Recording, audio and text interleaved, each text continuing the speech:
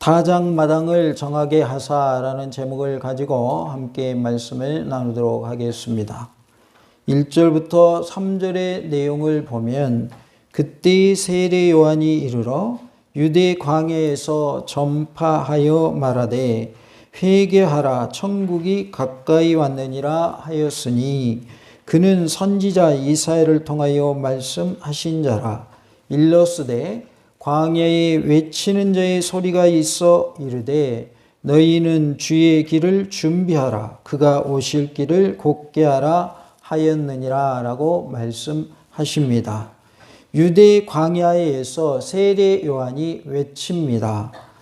회개하라 천국이 가까이 왔느니라 라고 외칠 때에 그의 모습을 보니 선지자 이사야를 통하여 말씀하신 자였다라고 말씀하고 있습니다. 광야에 외치는 자의 소리가 있어서 너희는 주의 길을 준비하라 그가 오실 길을 곧게 하라 라고 하셨다라고 증거하고 있어요. 그래서 세례 요한은 선지자 이사야의 예언대로 광야에 외치는 자의 소리로서 주님의 길을 예비하라 라고 하였고 회개하라 천국이 가까이 왔다라고 외쳤습니다. 세례 요한의 사역은 천국을 선포하는 것이었고 회개를 촉구하는 것이었으며 세례를 베푸는 것이었습니다. 천국 선포와 회개 촉구와 세례를 베푼 것은 그리스도 예수님의 사역을 예비하는 일이었습니다. 예수님의 등장을 자연스럽게 안내하고 있는 것을 볼 수 있습니다. 그래서 세례 요한의 사역의 가장 큰 것은 무엇인가? 예수님의 길을 예비하는 것이었다라는 것입니다. 세례 요한의 설교를 통해서 예수님께서 타작마당을 정하게 하사 어떻게 하신다고 했는지 살펴보므로 큰 은혜가 임하는 말씀 충만, 은혜 충만, 성령님으로 충만한 시간 되기를 원합니다. 타작마당을 정하게 하사 알곡은 모아 곳간에 드린다라고 말씀하십니다. 12절에 손에 키를 들고 자기의 타작마당을 정하게 하사 알곡은 모아 곳간에 드리고 쭉정이는 꺼지지 않는 불에 태우시리라 라고 말씀을 하죠.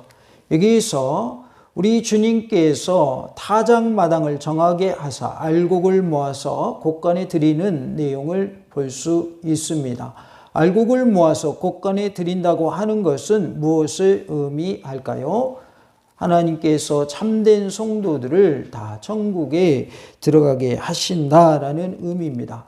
참 성도는 천국 가게 하시는 예수님의 모습을 볼 수 있습니다.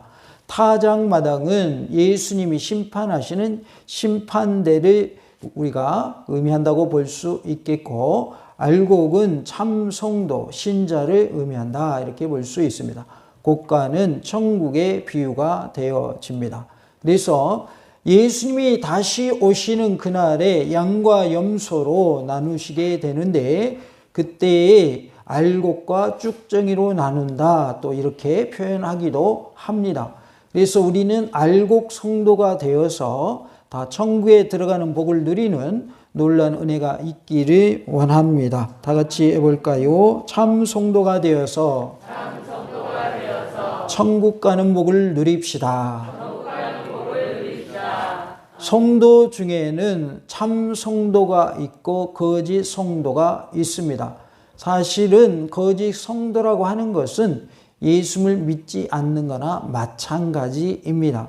왜냐하면 올바로 믿는 참된 성도와 같이 믿지 않기 때문이지요. 그래서 안 믿는 불신자뿐만 아니라 예수를 믿노라 하면서도 거짓 성도인 자는 구원이 없다라는 것을 말씀해 주고 있어요. 그래서 우리는 참된 성도가 되어야 할 줄로 믿습니다. 다시 한번 해보겠습니다. 참된 성도 됩시다. 참된 성도 됩시다. 우리가 참된 성도가 되어야만 천국에 들어갈 수 있다라는 것을 말씀해 주고 있습니다. 우리 지역은 농촌 지역이기 때문에 논농사도 하고 밭농사도 합니다. 특별히 벼농사를 할 때에 보면은 가라지라고 하는 쭉정이가 섞여 있는 경우가 있습니다. 그리고 또 벼도 알곡이 있는가 하면 알곡이 없는 말 그대로 쭉정인 경우도 있습니다. 그래서 알이 차지 않은 그러한 경우가 있는데요. 우리는 어떠할 때 풍년이라고 하냐면 벼가 아주 고개를 숙일 정도로 열매가 가득 열려서 쌀이 많이 수확되는 경우에 우리는 풍년이라고 합니다. 그런데 알맹이는 없고 겉껍질만 있는 경우에 우리는 흉년이라고 하지요. 그리고 그 가운데 섞여 있는 가라지들이 있을 때에 우리 농촌적에서는 피라고 부르는데 이것이 있을 때에 우리는 그것이 섞여 있으면 밥하고 이렇게 밥을 먹을 때에 쌀하고 그 가라지 피하고 같이 있으면 우리는 그것을 골라내게 되는 것이죠. 그런데 우리 주님께서는 가라지 비유에서 그것을 어떻게 하는 것이 좋을지 그것을 물으면서 이 가라지를 뽑아내야 되지 않겠습니까? 라고 질문할 때 그냥 내버려 두라라고 말씀을 하시죠. 왜냐하면 가라지를 뽑다가 알곡도 뽑힐까 하노라 라고 말씀하시면서 마지막 때에 심판이 있을 것을 말씀하고 있습니다.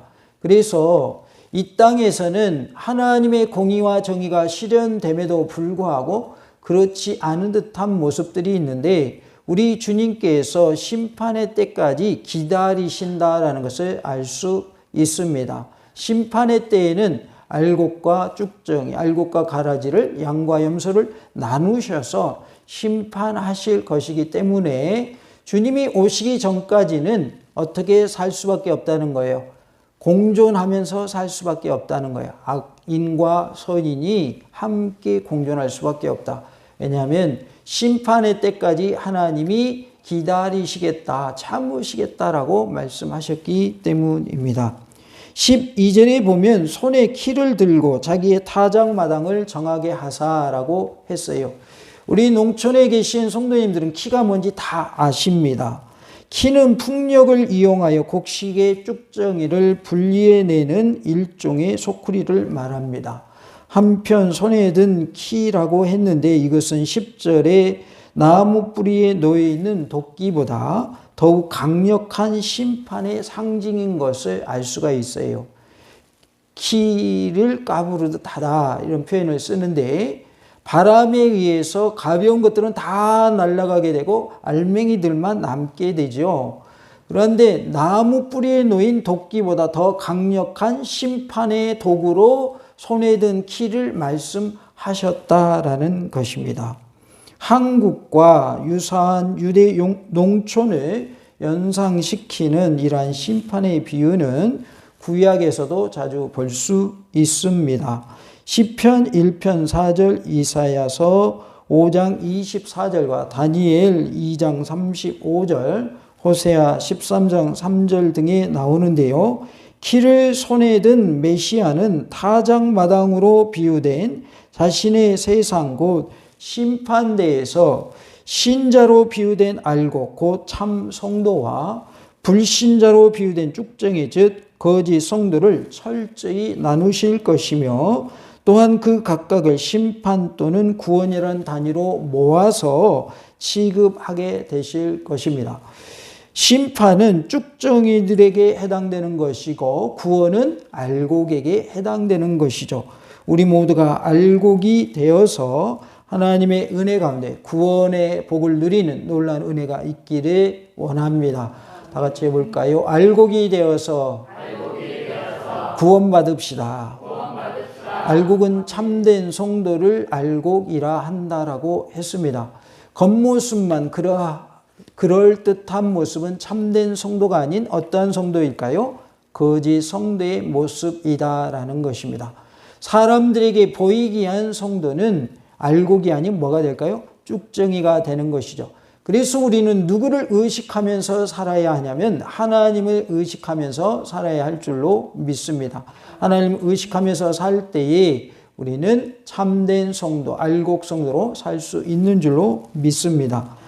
그분은 무서운 불에 알곡 아닌 모든 쭉정이를 남김없이 태워서 자신의 타작마당을 정하게 하실 것입니다. 한편 정하게 하사라는 말은 디아카다리에이라는 말인데 여기서 디아와 태우시라는 말은 카타카우세이라는 단어인데 여기서의 카타 즉 디아와 카타는 완료형이며 종료의 의미를 가지고 있어서 악한 자를 멸절시키는 최종 심판이 철저하고 완전할 것을 강조하고 있습니다. 그래서 정하게 하사라는 말과 태우시리라는 말은 최종 심판이 철저하고 완전한 것이 될 것이다 라는 것을 말씀해 주고 있습니다.